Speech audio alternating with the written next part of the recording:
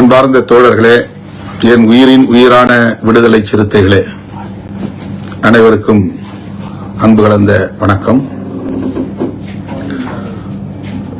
தேர்தல் களத்தில் நமது கூட்டணி கட்சிகளை சார்ந்த வேட்பாளர்கள் தீவிர முனைப்பாக செயலாற்றி வருகின்றனர், வாக்கு சேகரித்து வருகின்றனர். நாளை வேட்புமனு தாக்கல் நமது 8 தொகுதிகளிலும் நடைபெற உள்ளது. வேட்பாளர்கள் அதற்கான ஏற்பாடுகளை செய்து கொண்டிருக்கிறார்கள். இயக்கத்தின் மாவட்ட செயலாளர்கள் உள்ளிட்ட அனைத்து பொறுப்பாளர்களும் ஒற்றுமையாக இருந்து தோழமை கட்சிகளை சார்ந்த பொறுப்பாளர்களோடு இணைந்து மிகச் சிறப்பான முறையில் வேட்புமனு தாக்கலை வெற்றிகரமாக செய்ய வேண்டும் என்று கேட்டுக்கொள்கிறேன். கட்சியின் மறுசீரமைப்பு நடவடிக்கைகளில் சில மாவட்டங்களுக்கான மாவட்ட நிர்வாக பொறுப்புகள் இன்னும் 3 வார காலம் நாம் ஒற்றுமையாக இருந்து களப்பணியாற்ற வேண்டிய தேவை உள்ளது. மாவட்ட செயலாளர்கள், மண்டல பொறுப்பாளர்கள் ஒவ்வொரு சட்டமன்ற தொகுதியிலும்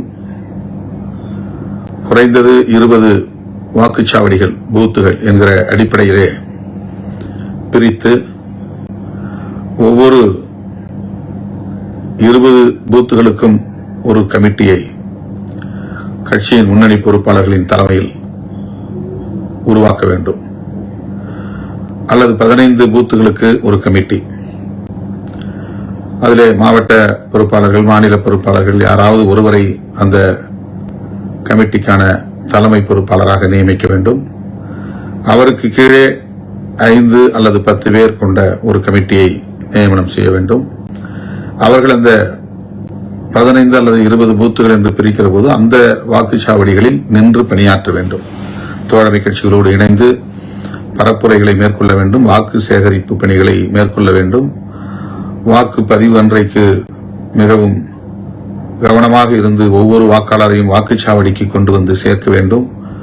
வெற்றியை மட்டுமே இலக்காக கொண்டு செயல்பட வேண்டும். ஆகவே நாம் போட்டியிடுகிற தொகுதிகளில் மட்டுமின்றி 234 தொகுதிகளிலும் பூத் வாரியாக தேர்தல் பணிக்குழுக்களை நியமிக்க வேண்டும். மேலிடத்திலிருந்து, அதாவது தலைமையிடத்திலிருந்து நாம் போட்டியிடக்கூடிய 8 தொகுதிகளுக்கும் மேற்பார்வையாளர்கள் என்கிற பெயரில் 2 பேர் நியமனம் செய்திருக்கிறோம். அது அதிகாரப்பூர்வமான அறிவிப்பாக வெளிவரும். மற்றபடி அந்த தொகுதியிலேயே இருக்கிற மாநில பொறுப்பாளர்கள், துணைநிலை அமைப்புகளின் மாவட்ட பொறுப்பாளர்கள், கட்சியின் மாவட்ட நிர்வாகிகள் அந்த மாவட்டம் முழுவதும் தனக்கு அதிகாரம் இருக்கிறது என்று கருதாமல், மாநில பொறுப்பாளர்களாக இருப்பதால் மாநிலம் முழுவதும் அதிகாரம் இருக்கிறது என்று கருதாமல், தேர்தல் நேரத்தில் எந்த பகுதிக்குள்ளே நின்று வேலை செய்ய வேண்டும் என்று நாம் வேலைகளை பகிர்ந்து கொள்கிறோமோ அந்த பகுதிக்குள்ளேயே நின்று அந்த பணிக்குழு பொறுப்பாளராக மட்டும் பணியாற்ற வேண்டும். நான் இளஞ்சிறுத்தைகள் மாநில செயலாளர் அல்லது மகளிர் விடுதலை இயக்கத்தின் மாநில செயலாளர், எனவே மாநிலம் முழுவதும் சுற்றி வருகிற அதிகாரம் எனக்கு இருக்கிறது என்று போட்டு குழப்பிக் கொள்ளக்கூடாது. கட்சி அதிகாரம் என்பது வேறு, தேர்தல் பணிக்குழுவுக்கான பொறுப்பாளர்களாக நியமிக்கப்படுகிற போது அதற்கான அதிகாரம் அல்லது கடமை என்பது வேறு. ஆகவே ஒரு சட்டமன்ற தொகுதியில் 250 வாக்குச்சாவடிகள், பூத்துகள் இருக்குமேயானால் அதை 20 பிரித்து நமக்கு இயக்கம் உள்ள அல்லது கிளைகள் உள்ள பகுதிகளில் மட்டுமின்றி கிளைகளே இல்லாத பகுதிகளாக இருந்தாலும் அந்த வாக்குச்சாவடிகள் இந்த 20க்குள்ளே கணக்கிலே வைத்துக் கொள்ள வேண்டும். 15 குறைந்தது பிரிக்கலாம் அல்லது குறைந்தது 20 பிரிக்கலாம். அப்படி பிரிக்கிற போது அதற்கென்று ஒரு கமிட்டி, அந்த கமிட்டியில் ஒரு இளஞ்சிறுத்தைகள் மாவட்ட அமைப்பாளரையோ அல்லது தொழிலாளர் அணியின் மாவட்ட அமைப்பாளரையோ அல்லது விவசாய அணியுடைய நிர்வாகியோ, இளைஞருத்திகள் மகளிர் விடுதலை இயக்கம் போன்ற துணைநிலை அமைப்புகளின் மாவட்ட பொறுப்பாளர்களையோ அந்த பகுதியில் இருக்கிற ஆக்டிவாக செயல்படக்கூடியவர்களை அந்த கமிட்டிக்கான ஒரு தலைமை பொறுப்பாளராக நியமித்து அவருக்கு கீழே சிறப்பாக செயல்படக்கூடிய 5 அல்லது 10 பேர். இதுல சீனியர் ஜூனியர் என்பதெல்லாம் பார்க்க தேவையில்லை. மாநிலம் மாவட்டம் என்றெல்லாம் பார்க்க தேவையில்லை. ஆர்வமாக இருக்கிற அனைவரும் ஒரு குழுக்குள்ளே இடம்பெற வேண்டும், அவ்வளவுதான். 20 நாட்களுக்கு மட்டும் தற்காலிகமாக அந்த குழு பொறுப்பாளராக இருந்து நீங்கள் பணியாற்ற வேண்டும். மேலிருந்து 2 பேர், அவர்களோடு மாவட்ட செயலாளர், மண்டல செயலாளர், மண்டல துணை செயலாளர், பொது நிர்வாகம், அந்த குறிப்பிட்ட சட்டமன்ற தொகுதிக்கான மண்டல துணை செயலாளர், இவர்கள் ஒருங்கிணைப்பு குழு. அந்த மேற்பார்வையாளர்களுக்கு அடுத்து மாவட்ட செயலாளர், மண்டல செயலாளர், மண்டல துணை செயலாளர், பொது நிர்வாகம், அந்த குறிப்பிட்ட சட்டமன்ற தொகுதிக்கான மண்டல துணை செயலாளர், இவர்கள் ஒருங்கிணைப்பு குழு. இந்த குழுதான் 20 பூத்துகளாக பிரித்து அங்கே தேர்தல் பணிக்குழுவை நியமனம் செய்து அதிகாரப்பூர்வமாக நீங்களே அறிவிக்க வேண்டும், முகநூலில் அறிவிக்க வேண்டும், அல்லது டைப் செய்து கையெழுத்திட்டு தோழமை கட்சியிடம் இவர்கள்தான் எங்கள் பொறுப்பாளர்கள் என்று கொடுக்க வேண்டும். ஒவ்வொருத்தருடைய தொலைபேசி எண்களையும் அதில் பதிவிட்டு தர வேண்டும். குறிப்பாக திராவிட முன்னேற்ற கழகத்திற்கான தேர்தல் பணிக்குழு பொறுப்பாளர்கள் யாரோ அவர்களோடு நெருங்கிய தொடர்பில் இருக்க வேண்டியவர்கள். மேலிடத்திலிருந்து நாம் நியமிக்கிற மேற்பார்வையாளர்கள் இந்த மாதிரியான குழு எவ்வாறு நியமிக்கப்படுகிறது, யார் யார் விடுபட்டு போயிருக்கிறார்கள், அவர்கள் எல்லாம் இணைப்பது எப்படி, அல்லது யார் யார் இணைத்தாலும் அவர்கள் தேவையில்லை, அவர்கள் சரியாக பணியாற்ற மாட்டார்கள் என்றால் அவர்களை தவிர்ப்பது போன்ற பணிகளை மேற்பார்வை செய்வது, பரப்புரைகளில் எந்த அளவுக்கு ஈடுபடுகிறார்கள் என்கிற அனைத்தையும் மேற்பார்வை செய்கிற பொறுப்பு தான் மேற்பார்வையாளர் பொறுப்பு. ஒருங்கிணைப்பு குழு மாவட்ட செயலாளர், மண்டல செயலாளர், மண்டல துணை செயலாளர்கள், அதிலே குறிப்பாக மண்டல துணை செயலாளர், பொது நிர்வாகம், மண்டல துணை செயலாளர், அந்த குறிப்பிட்ட சட்டமன்ற தொகுதிக்கான மண்டல துணை செயலாளர், மற்ற எல்லா பொறுப்பாளர்களும் இவர்களுக்கு மேலான பொறுப்பிலே இருந்தாலும் சீனியர் ஜூனியர் என்றெல்லாம் பார்க்காமல் அவர்கள் அத்தனை பேரையும் ஒரு குழுக்குள்ளே கொண்டு வந்து பணியாற்ற செய்வது. இந்த பணிகளை உடனடியாக மேற்கொள்ள வேண்டும் என்று கேட்டுக்கொள்கிறேன். அடுத்து ஒவ்வொரு சட்டமன்ற தொகுதிக்கும் குறைந்தது 5 லட்சத்திலிருந்து அதிகபட்சம் எவ்வளவு இயலுமோ அதை கட்சி நிதியாக வழங்க வேண்டும், விரைந்து வழங்க வேண்டும் என்று ஒவ்வொரு பொறுப்பாளருக்கும் இவ்வளவு ரூபாய் என்று நான் ஏற்கனவே முகநூலில் ஒரு வரையறை செய்து வேண்டுகோள் விடுத்திருந்தேன். மாவட்ட செயலாளர்கள் எவ்வளவு தனிப்பட்ட முறையிலே தன்னுடைய நிதியாக, மாவட்ட நிர்வாகம் சேர்ந்து குறைந்தது 5 லட்சம். இப்ப தென்னவன் 8 லட்சம் கொடுத்துட்டு போயிருக்காரு. அது மாதிரி பெயர்கள் சொல்ல ஞாபகம் இல்லை, மறந்து விட்டதற்காக மன்னிக்க வேண்டும். பல தோழர்கள் நிதியை வழங்கிவிட்டு போயிருக்கிறார்கள். கிட்டு கூட 2 லட்சம் ரூபாய் தன்னுடைய தனிப்பட்ட பொறுப்பிலே 2.5 லட்சம் என்று கருதுகிறேன் வழங்கியிருக்கிறார். அதை போல ஒவ்வொரு தனிப்பட்ட பொறுப்பாளரும் சேலம் ஜெயச்சந்திரன் வழங்கினார். அண்மையிலே யாரோ ஒரு தம்பி நிதி கொண்டாந்து கொடுத்து, இந்த நிதி மூலம்தான் நம்முடைய பொறுப்பாளர்களுக்கு இந்த முதல் கட்ட தேர்தல் பிரச்சார பணிகளுக்கு பயன்படுத்த முடியும். என வேறு வாய்ப்பு நமக்கு இல்லை. உதாரணத்திற்கு விருப்பமனு செலுத்தியவர்கள் தலா 5000 ரூபாய் நீங்கள் செலுத்தினீர்கள். அது கிட்டத்தட்ட 1 கோடி ரூபாய்க்கு மேல் கட்சி வங்கி கணக்கிலே சேர்ந்தது. அந்த நிதியில் 8 வேட்பாளர்களுக்கும் தலா 10 லட்சம் ரூபாய் என்று 80 லட்சம் ரூபாய் அவர்களுக்கு முதற்கட்ட பணிகளுக்காக வழங்கியிருக்கிறோம். அது என் உயிரின் உயிரான விடுதலை சிறுத்தைகள் தமிழ்நாடு முழுவதும் மனமும் தனக்கு சீட்டு கிடைக்காவிட்டாலும் கிடைக்காது என்று தெரிந்தும் விருப்பமனு என்கிற பெயரில் 5000 ரூபாய் செலுத்தியிருக்கிறார்கள். அது தேர்தல் நன்கொடைக்காக அவர்கள் வழங்கிய நிதி என்பது அவர்களுக்கே தெரியும்.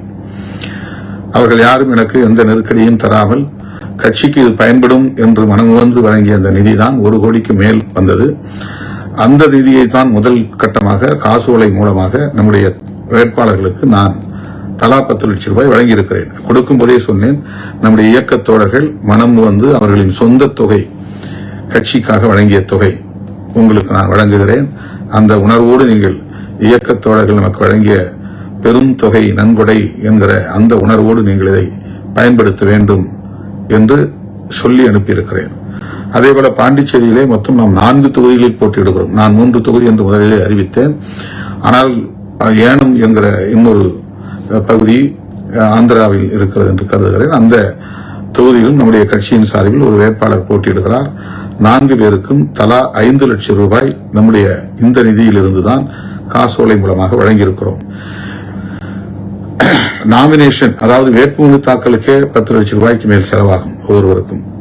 அதன் பிறகு தோழமை கட்சிகளை சார்ந்த அனைவருக்கும் பொறுப்பாளர்கள், ஒன்றிய செயலாளர்களுக்கு முதற்கட்ட பணிகளுக்காக தேர்தல் செலவுக்கு ரூபாய் தர வேண்டும். 2வது சுற்று, 3வது சுற்று, 4வது சுற்று என்று ஒரு வாக்குச்சாவடி என்கிற கணக்கில் ஒரு வாக்குச்சாவடிக்கு 10,000 ரூபாய் என்று வழங்குவதுதான் வழக்கமானது. ஆனால் அவ்வாறு நம்மால் வழங்க முடியுமா என்று தெரியவில்லை. 250 வாக்குச்சாவடிகளுக்கு தலா 10,000 என்றால் எவ்வளவு என்று பாருங்கள். ஒரு சுற்றுக்கு அவ்வளவு என்றால் அதுபோல 4 சுற்றுக்கு அவ்வளவு ரூபாய் செலவழிக்க வேண்டும். இதற்கெல்லாம் நாம் இந்த கடைசி காலகட்டத்தில் எங்கும் போய் நிதி திரட்ட முடியாது.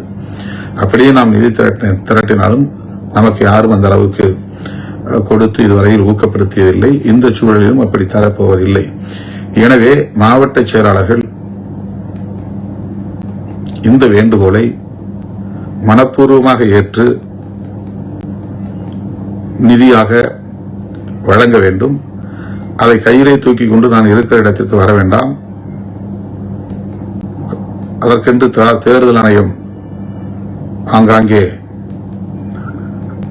சோதனை செய்வதற்கான குழுக்களை நியமித்திருக்கிறார்கள். அது சிக்கலாக மாறிவிடும். எனவே வங்கி கணக்கு, அதற்கான எண் உங்களுக்கு வழங்கப்படும்.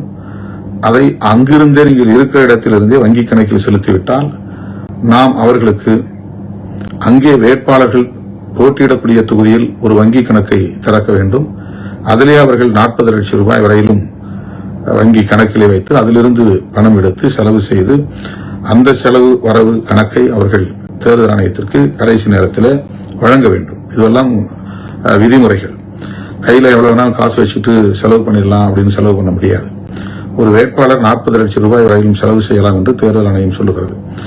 அந்த தொகையை அவர்கள் வங்கி கணக்கிலிருந்து எடுத்து செலவு செய்ய வேண்டும். அவர்களுக்கு வங்கி கணக்கில் அந்த பணம் எங்கிருந்து வந்தது என்ற ஆதாரத்தை பின்னர் கேட்டால் அவர்கள் அதற்கு காட்ட தயாராக வேண்டும். அதனால்தான் நம்முடைய வங்கி கணக்கிலிருந்து நேரடியாக அவர்கள் வங்கி கணக்குக்கு நாம் அனுப்ப வேண்டும். எனவே நீங்கள் அந்தந்த பகுதியிலிருந்து நிதியை திரட்டி எவ்வளவாக இருந்தாலும் அதனை ஆங்காங்கே கையில் ஒரு 50 ரூபாய் இருக்கிறது, 50,000 இருக்கிறது என்றால் அங்கேயே நீங்கள் வங்கி கணக்கில் செலுத்தலாம். 10,000 உட்பட்ட பங்களிப்பு என்கிற முறையில் நிதியை திரட்டி வங்கி கணக்கில் செலுத்த வேண்டும் என்று கேட்டுக்கொள்கிறேன்.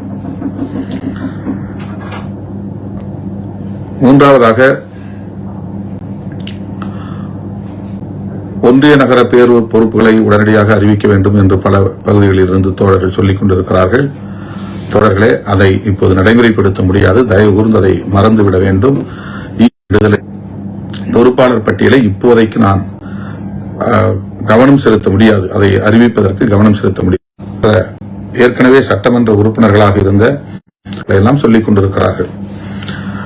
நமக்கு ஆதரவானவர்கள் ஒரு யூகம், நமக்கு எதிரானவர்களுக்கு இன்னொரு யூகம் என்று அவரவர் யூகங்களை எல்லாம் செய்திகளாக பரப்பிக் கொண்டிருக்கிறார்கள், பதிவு செய்து கொண்டிருக்கிறார்கள். ஆனால் நான் 4 சட்டமன்ற உறுப்பினர்களையும் பெரிதும் நேசிக்கிறவன். அவர்களின் பங்களிப்பை பலமுறை பாராட்டியிருக்கிறேன், இப்போதும் பாராட்டுகிறேன். தோழர் சிந்தனை செல்வன் அவர்களாக இருந்தாலும், தம்பி ஆலூர் ஷானவாஸ் அவர்களாக இருந்தாலும், தம்பி SS பாலாஜி அவர்களாக இருந்தாலும், நம்முடைய பனையூர் பாபு அவர்களாக இருந்தாலும், அவர்கள் இந்த 5 ஆண்டுகளில் சட்டமன்றத்தில் மிகச் சிறப்பாக பணியாற்றினார்கள் என்பதில் யாருக்கும் எந்த மாற்று கருத்தும் இல்லை, எனக்கும் இல்லை.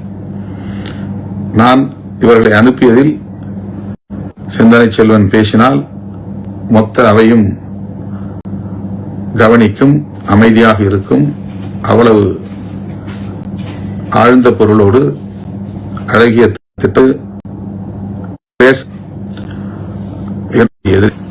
விடுதலை சிறுத்தைகள் கட்சிக்கு சிறப்பு சேர்த்திருக்கிறார், பெருமை சேர்த்திருக்கிறார். அதை யாருக்கு மாற்று கருத்தில்லை. அதை போல SS பாலாஜி அவர்களும் துடிப்புமிக்க ஒரு செயல் வீரர், எந்த பணியையும் விரைந்து முடிக்கக்கூடியவர், தலைமைக்கும் கட்சிக்கும் மிகுந்த விசுவாசம் உள்ளவர். அவர் குழந்தை பருவத்தில் இருந்து எனக்கு அறிமுகம். அவருடைய தந்தை அண்ணன் MS மணி அவர்கள் மீது நான் என்னுடைய கல்லூரி பருவத்திலிருந்து மிகுந்த பற்று கொண்டவன். நான் ஒரு இயக்கத்தின் தலைவராக தமிழகம் தழுவிய அளவில் ஒரு பெரிய இயக்கத்தை உருவாக்கி அதன் தலைவராக செயல்பட்டுக் கொண்டிருக்கிறேன் என்பதை ரொம்ப கால இடைவெளிக்கு பிறகு அறிந்து என்னை தேடி வந்து என்னை வாழ்த்தியவர் அண்ணன் MS மணி அவர்கள். அவருடைய அருமை புதல்வன். குழந்தையாக இருந்தபோது நான் பார்த்த அந்த தம்பி ஒரு அரசியல் ஆளுமையாக வளர்ந்து மக்கள் தொண்டாற்றுவதற்கு இந்த இயக்கத்திலே தன்னை இணைத்துக் கொண்டார். அதன் பிறகுதான் இந்த வளர்ச்சி. அவர் இந்த கட்சி மெல்ல மெல்ல வளர்ந்து கொண்டிருந்த காலத்தில் தன்னை இணைத்துக் கொண்டவர். அவருக்கு முதலிலே நாம் சோழிங்கநல்லூரில் போட்டியிடுகிற வாய்ப்பை தந்தோம். இரண்டாவது மயிலம் தொகுதியில் போட்டியிடுகிற வாய்ப்பை தந்தோம். மூன்றாவதாக திருப்பூரில் போட்டியிட்டு வெற்றி பெற்று சட்டமன்ற உறுப்பினராக மிகச் சிறப்பாக பணியாற்றியிருக்கிறார், பங்களிப்பு செய்திருக்கிறார். அமைச்சர்கள் ஒவ்வொருவரும் அவருடைய வாத திறமையை நம்மிடத்திலே பாராட்டியிருக்கிறார்கள். ஆகவே அவருடைய பெர்ஃபார்மன்ஸ் என்பதிலும் யாருக்கும் எந்த மாற்று கருத்தும் இருக்க வாய்ப்பில்லை, எனக்கும். அதேபோல பனையூர் பாபு அவர்கள் அனைத்து விவாதங்களிலும், குறிப்பாக ஆதிதிராவிட நலத்துறை சார்ந்த விவாதங்களில் பங்கேற்று அவருடைய பங்களிப்பை பலரும் பாராட்டும் வகையில் சிறப்பாக பதிவு செய்திருக்கிறார். குறிப்பாக அவர் சட்டமன்றத்தில் பேசியதன் அடிப்படையில் தான் மாண்புமிகு முதலமைச்சர் அவர்கள் தியாகி இமானுவேல் சேகரனாருடைய மணிமண்டபத்தை அமைப்பதற்கு வாக்குறுதி அளித்தார். அதே சட்டமன்றத்தில் அவருடைய பெயரை சுட்டிக்காட்டி அவருடைய வேண்டுகோளை நிறைவேற்றும் வகையில் நான் இந்த அறிவிப்பை செய்கிறேன் என்று அறிவிப்பு செய்தார் மாண்புமிகு முதலமைச்சர் அவர்கள். அதன்படி இன்றைக்கு தியாகி இமானுவேல் சேகரனார் மணிமண்டபம் எழிலார்ந்த மணிமண்டபமாக இன்றைக்கு பரமக்குடியிலே செல்லூரிலே இருக்கிறது என்று சொன்னால் அதற்கு நம்முடைய சட்டமன்ற உறுப்பினர் பனையூர் பாபு அவர்களின் பங்களிப்பு இப்படி எண்ணற்ற பல விவாதங்களில் பங்கேற்று சிறப்பாக பணியாற்றியிருக்கிறார் என்பதை மாற்று கருத்தில்லை. அப்படி இருக்கிற போது இந்த 3 பேரையும் ஏன் வாய்ப்பு கொடுக்காமல் தவிர்க்க வேண்டும் என்ற கேள்வி எழுவது இயல்பு. இதற்கு எந்த உள்நோக்கமும் கிடையாது. ஒரு முறை கூட எங்களுக்கு வாய்ப்பு கிட்டவில்லை என்று போராடுகிறவர்களின் எண்ணிக்கை அதிகம். முதல் முறை கிடைத்தது, வெற்றி பெற்றோம். இரண்டாவது முறையும் எங்களுக்கு கிடைக்கவில்லை என்கிற எதிர்பார்ப்பு சிறப்பாக பணியாற்றியவர்கள் என்கிற அடிப்படையில் ஆளூர் ஷானவாஸ் அவர்களுக்கு இருப்பதிலும், பாலாஜி அவர்களுக்கு இருப்பதிலும், பனையூர் பாபு அவர்களுக்கு இருப்பதிலும் நியாயம் இருக்கிறது, இல்லை என்று நான் மறுக்கவில்லை. நம்முடைய கட்சி 8 இடங்களை மட்டுமே பெறுகிற கட்சி. குறைந்த எண்ணிக்கையில் இடங்களை பெறுகிற போது அவர்களுக்கு மீது வருத்தம் இருக்கும். அதாவது நாம் முன்கூட்டியே கேட்டோமே, அப்போதே சொல்லியிருக்கலாம் அல்லவா, நமக்கு இல்லை என்று சொல்லியிருக்கலாம் அல்லவா, அல்லது உண்டு என்று உத்தரவாதம் கொடுத்திருக்கலாம் அல்லவா என்று அவர்கள் நினைக்கக்கூடும். அப்படி நான் சொல்ல முடியாது. கடைசி நிமிடத்தில் கூட நான் ஒரு முடிவை எடுக்க நேரும். ஒரே முடிவை 1 மாதத்திற்கு முன்னதாக எடுத்து அதை நான் நடைமுறைப்படுத்தும் நிலை நமது இயக்கத்தில் கிடையாது. அப்படி எதையும் நான் முன்கூட்டி எடுக்க முடியாது. ஆகவே ஒவ்வொருவரும் வந்து என்னை தொடர்ந்து கேட்டுக்கொண்டே இருக்கிற போது அவர்களுக்கு நான் பதில் சொல்லாமல் முகத்தை திருப்பிக் கொண்டிருப்பேன், அல்லது பதில் சொல்லாமல் இருந்திருப்பேன். அவர்களை நான் புன்முறுவலோடு வரவேற்காமல் இருந்திருப்பேன். மன அழுத்தத்தோடு அவர்களை நான் சந்தித்திருப்பேன். இதுவெல்லாம் எனக்கு இருக்கிற நெருக்கடி என்பதை அவர்கள் புரிந்து கொள்ள வேண்டும். யாரையும் நான் வெறுக்கவில்லை, அல்லது யாரையும் நான் தவிர்க்கவில்லை, யாரையும் நான் பழிவாங்க வேண்டும் என்று எண்ணவில்லை. பெறக்கூடிய அணியில் எனக்கு வாய்ப்பு கொடுக்குங்கள் என்று 2 முறை வாய்ப்பு கிடைத்தவர்கள் 3வது முறையாக வெற்றி பெறுவதற்கான அணியிலே எனக்கு தாருங்கள். ஒரு முறை நான் சட்டமன்றத்திற்கு செல்ல வேண்டும், ஒரே ஒரு முறை நான் சட்டமன்றத்திற்கு செல்ல வேண்டும் என்று கோரிக்கை வைக்கக்கூடிய தோழர்களும் உண்டு. தொடர்ந்து உங்களோடு நான் நம்பிக்கைக்குரியவனாக அல்லது விசுவாசத்திற்குரியவனாக, தலைமைக்கும் இயக்கத்திற்கும் விசுவாசத்திற்குரியவனாக இருந்து பணியாற்றி இருக்கிறேன். தலைமையை மேலும் மேலும் மக்களிடத்திலே கொண்டு போய் சேர்ப்பதற்கான பணிகளை செய்திருக்கிறேன். அதனை அங்கீகரிக்கிற வகையில் எனக்கு ஒரு முறையாவது வாய்ப்பு கொடுங்கள் என்று கேட்கிறவர்கள் உண்டு. ஆண்களுக்கு மட்டுமே கொடுக்கிறீர்கள், பெண்களுக்கு கொடுங்கள் என்று பெண்கள் தரப்பிலிருந்து கோரிக்கை எழுகின்றன. இப்படி சொல்லிக்கொண்டே போகலாம்.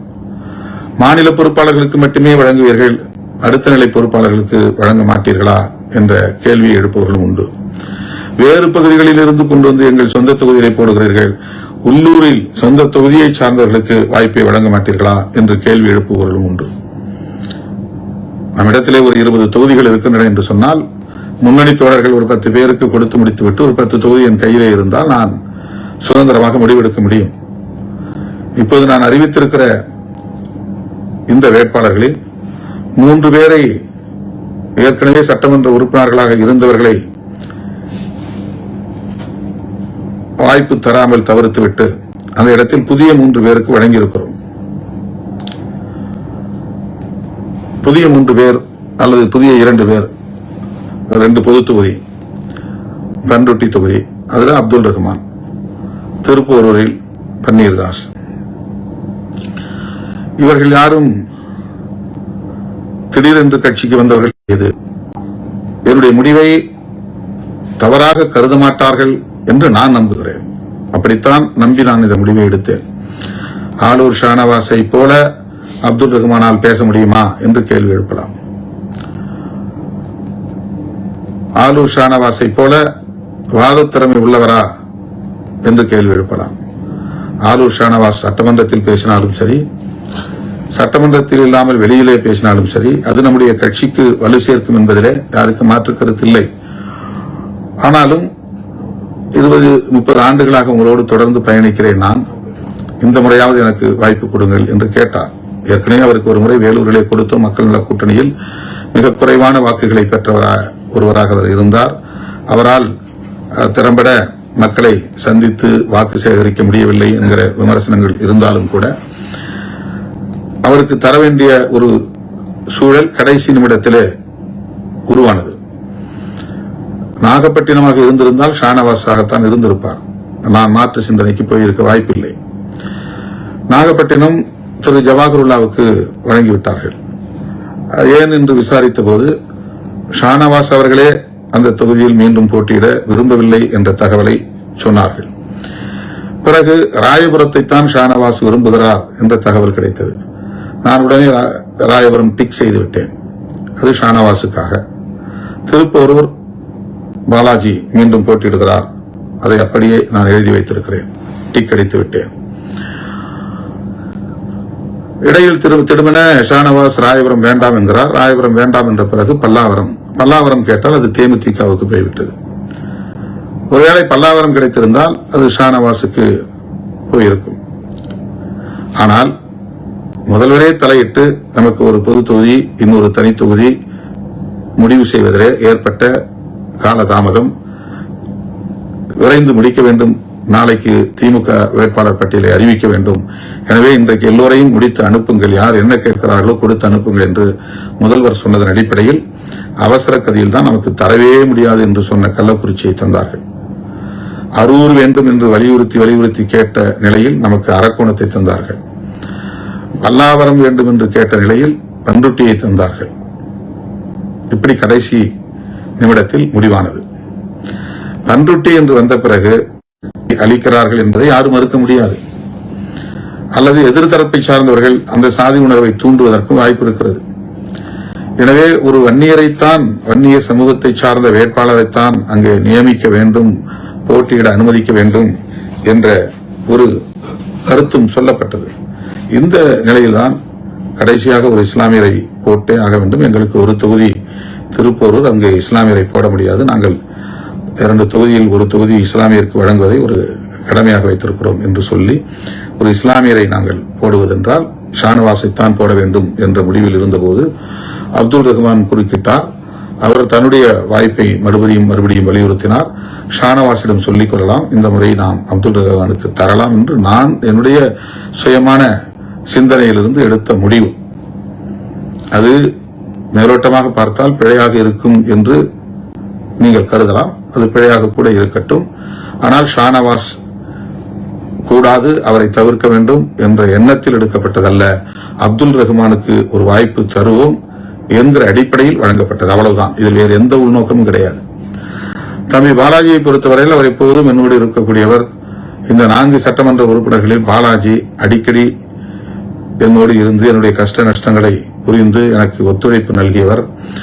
பொருளாதார ரீதியாக கூட கட்சி தலைமை அலுவலகத்தை புனரமைப்பு செய்த போது அவருடைய பங்களிப்பு குறிப்பிட்டு சொல்லக்கூடிய அளவுக்கு இருந்தது என்பதை யாரும் மாற்று கருத்து சொல்ல முடியாது.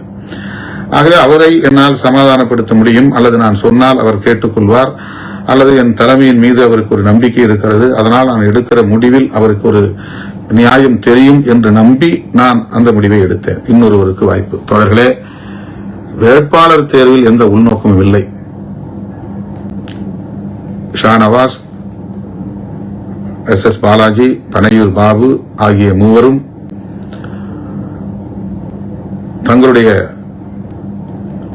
வருத்தங்களை அல்லது வேதனைகளை என்னிடத்தில் நேரிலே வந்து வெளிப்படுத்தலாம். தொடர்ந்து கட்சியில் நல்ல பொறுப்புகளை ஏற்று சிறப்பாக பணியாற்றுவார்கள் என்று நான் நம்புகிறேன். ஆளாளுக்கு முகநூலில் கண்டபடி எழுதுவதை தவிர்க்க வேண்டும் என்று கேட்டுக்கொள்கிறேன். மீண்டும் முகநூல் நேரலையில் சந்திப்போம். அவசரமாக இன்னொரு சந்திப்பை நோக்கி நான் செல்ல வேண்டியிருக்கிறது. தேவைப்பட்டால் இன்று மாலை முகநூல் நேரலையில் உங்களோடு கருத்துக்களை பகிர்ந்து கொள்வேன் என்பதை தெரிவித்து முடிக்கிறேன். நன்றி, வணக்கம்.